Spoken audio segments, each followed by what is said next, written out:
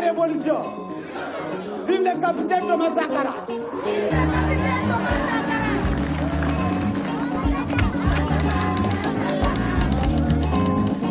Cet homme en jaune, c'est Thomas Sankara, 38 ans, président du Burkina Faso.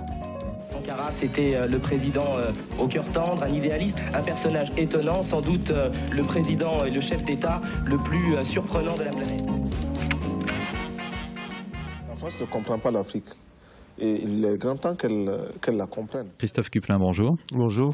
Capitaine Thomas Sankara, on peut dire que c'est vraiment un film qui vous tient à cœur puisque vous avez vécu les années Sankara.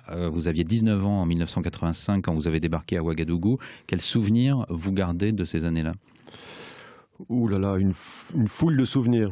Une foule de souvenirs. Mais disons, le principal souvenir, c'est l'impression qu'un peuple se mobilisait pour prendre en main son propre avenir.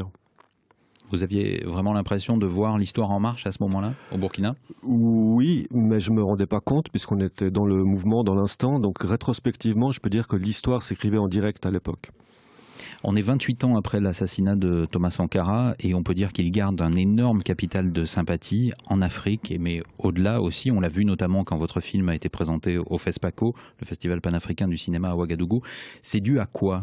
Est-ce que c'est le profil socialisant de Thomas Sankara ? Est-ce que c'est parce que c'était un militaire qui jouait de la guitare, qui était féministe aussi ? Je pense pour toutes ces raisons que vous évoquez et d'autres encore, plus que cela encore. Je pense que d'une certaine manière, le pouvoir de Blaise Compaoré a essayé d'étouffer la mémoire de Sankara et donc à force de cacher la vérité, de cacher... le personnage Sankara au peuple burkinabé, les Burkinabés se sont réappropriés ce personnage et plus largement les Africains et même dans le monde, quoi. Des associations Thomas Sankara fleurissent partout en Europe, aux États-Unis, au Mexique, etc. Donc à force de vouloir détruire la mémoire de Sankara, finalement ça l'a renforcé.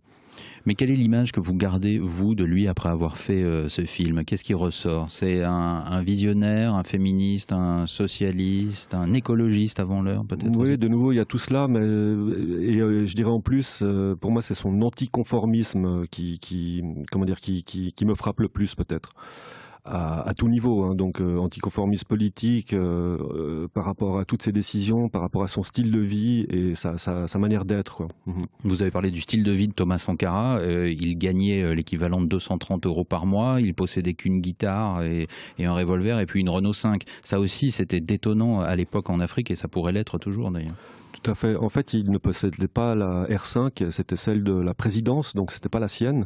En plus, il n'avait vraiment quasiment rien. Donc. En fait, il avait une vieille Mitsubishi qu'il avait prêtée à son épouse et je viens de lire hier soir une anecdote. Cette Mitsubishi ne démarrait pas toute seule, il fallait la pousser tous les matins pour que Mariam Sankara puisse aller au travail avec cette voiture. Et donc vous voyez les conditions de vie avec donc l'équivalent d'environ 230 € par mois, donc c'est tout pour le peuple, quoi. C'est un homme un peu dérangeant, le président Sankara. Il pose des questions, quoi. Avec lui, il n'est pas facile de dormir en paix. Thomas Sankara, on a l'impression que c'était vraiment la mauvaise conscience de la France socialiste en Afrique dans les années 80. Oui, on peut dire ça. Et donc la pique de Sankara envers Mitterrand, ça concerne essentiellement donc cette problématique de l'apartheid. Donc il faut se rappeler qu'à l'époque, l'apartheid sévissait en Afrique du Sud.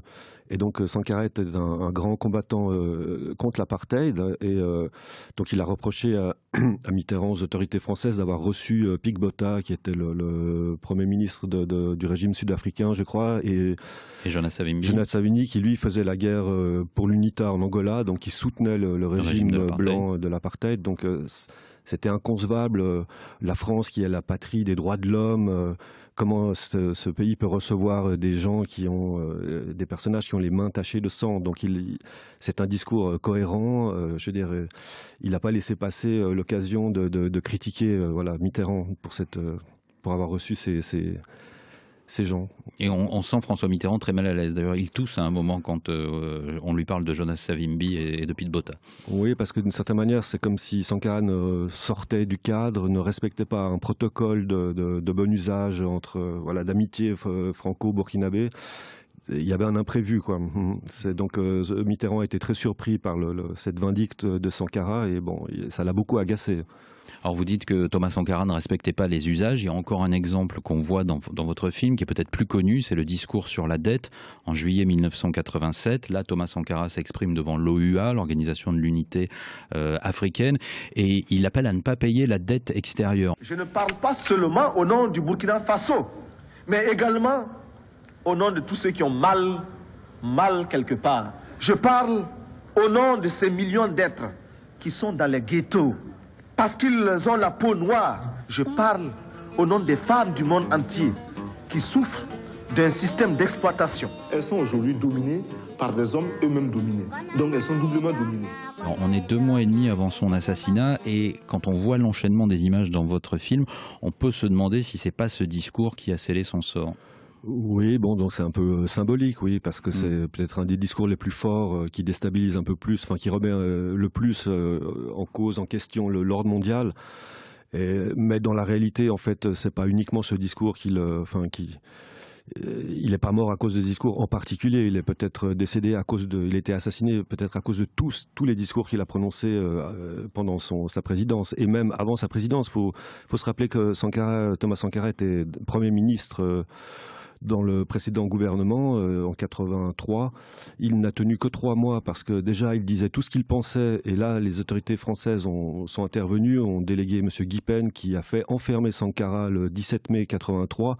C'est ce qui a conduit à la popularité de Sankara, c'est que les gens sont sortis spontanément dans la rue, tous les Burkinabés sont sortis dans la rue pour réclamer la libération de Sankara qui avait été injustement enfermé alors qu'il disait la vérité entre guillemets et on voyait bien qu'il y avait une ingérence française dans la politique intérieure du Burkina. Et après, il a pris le pouvoir. Et donc les conséquences, c'est qu'il a été porté au pouvoir, si vous voulez, parce que Sankara n'a pas prévu ce coup d'État du 4 août 83. Il s'est fait grâce à ces jeunes officiers qui remettaient en cause le pouvoir des vieux officiers, dont le général Lamizana. Et donc il y a tout un mouvement dans les années 80 qui, successivement, vous avez trois gouvernements qui se succèdent suite à la chute de Lamizana en 81. Et donc finalement, en interne, au bout de trois changements de régime, finalement c'est la révolution du 4 août qui l'emporte, on va dire. Et comme Sankara est le personnage le plus populaire du pays, c'est lui qui est porté au pouvoir. Enfin, il devient président, si j'ose dire. Mais je voudrais simplement dire que nous devons accepter de vivre africain. C'est la seule façon de vivre libre et de vivre digne. Séquence particulièrement sidérante à la fin du film Capitaine Thomas Sankara, Christophe Cuplin, c'est sur la relation avec Blaise Compaoré, donc l'ancien président burkinabé qui prend le pouvoir après l'assassinat de Sankara et que beaucoup soupçonnent d'être l'instigateur de sa mort. Blaise Compaoré, donc c'est le compagnon d'armes, le frère d'armes de Sankara. Et Sankara a eu cette phrase un peu avant d'être assassiné. Il dit « Personne ne peut me protéger contre Blaise Compaoré, il faut être fataliste, c'est imparable ». Sous-entendu, il me connaît trop bien. Là, c'est vraiment plus que prémonitoire, cette phrase de Thomas Sankara. Oui, c'est plus que prémonitoire. Et, pour moi, c'est une façon de dire que Sankara avait réponse à tout, même à sa propre mort. Et donc, il savait qu'il était menacé c'est son frère d'armes, mais c'est également son frère tout court. Enfin, son frère au sens africain, frère de case, comme on dit. Blaise Compaoré allait manger chez les parents de Thomas Sankara tous les samedis, etc. Enfin, c'est comme un enfant des parents de Sankara. Et donc... il pouvait tout lui dire, il pouvait tout lui confier. Il dit il est toujours là pour moi la nuit, si je suis angoissé je peux venir le voir. Exactement, Blaise connaissait tout de Thomas et inversement Thomas connaissait tout de Blaise et donc c'est une manière de placer l'amitié au-dessus de tout conflit politique. Et donc toi mon ami tu veux m'assassiner, je te pose la question de ta responsabilité. C'est ta conscience qui va juger ton acte. Et je crois que Blaise aujourd'hui, depuis que Sankara est décédé, je pense que Blaise a cette mort sur la conscience d'une certaine manière. Alors justement, l'enquête sur Thomas Sankara, sur sa mort, a été bloquée pendant 25 ans par le régime de Blaise Compaoré. Cette année, son corps, criblé de balles, a été exhumé, alors que sur le certificat de décès officiel, c'était marqué mort de mort naturelle. Il y a eu plusieurs inculpations. Est-ce qu'on pourra connaître un jour la vérité sans faire de politique fiction, Christophe Cuplin ? Je le souhaite, je l'espère. Vous savez que c'est très difficile de faire la justice, d'autant plus 28 ans après les faits. Mais en tout cas, c'est en cours, puisque le Conseil national de transition qui gouverne actuellement le Burkina, donc a pris la décision, pour raison d'État, d'investiguer sur les circonstances de la mort de Sankara, a commencé par l'exhumation de la dépouille présumée de Sankara, qui était un tabou au Burkina, pour des tas de raisons. Mais comme dire, ils ont pris la décision, ils sont passés à l'acte, et donc maintenant l'enquête suit son cours. C'est donc un juge militaire qui a pris cette affaire en cours au Burkina. On en est donc à l'exhumation de la dépouille, aux premières analyses qui, semble-t-il, attestent que c'est bien le corps de Sankara. Maintenant, on attend le résultat des analyses ADN qui tardent à venir pour être absolument sûr que cette dépouille présumée est bien Thomas Sankara. Non. En tout cas, on le comprend en voyant votre film, l'attente est énorme, y compris du côté de la jeunesse burkinabé qui n'a jamais connu Thomas Sankara. Effectivement, donc 28 ans après la mort de Sankara, 27 ans de pouvoir de Blaise Compaoré, la moitié de la population du Burkina a 25 ans. Donc ils n'ont pas connu Sankara, et j'espère que mon film peut contribuer à une meilleure connaissance du personnage. Merci Christophe Cuplin. Merci à vous. La lutte contre la désertification est un combat anti-impérialiste dans la mesure où nous savons que pour l'impérialisme, l'exploitation des hommes est un acte tout à fait normal, a fortiori l'exploitation des forêts. Il y en a qui demandent mais où se trouve l'impérialisme? L'impérialisme, regardez dans vos assiettes quand vous mangez. Les grains de riz, de maïs, de mil importés, c'est ça l'impérialisme, n'allez pas plus loin. Ce qu'il nous reste à faire, c'est faire la révolution.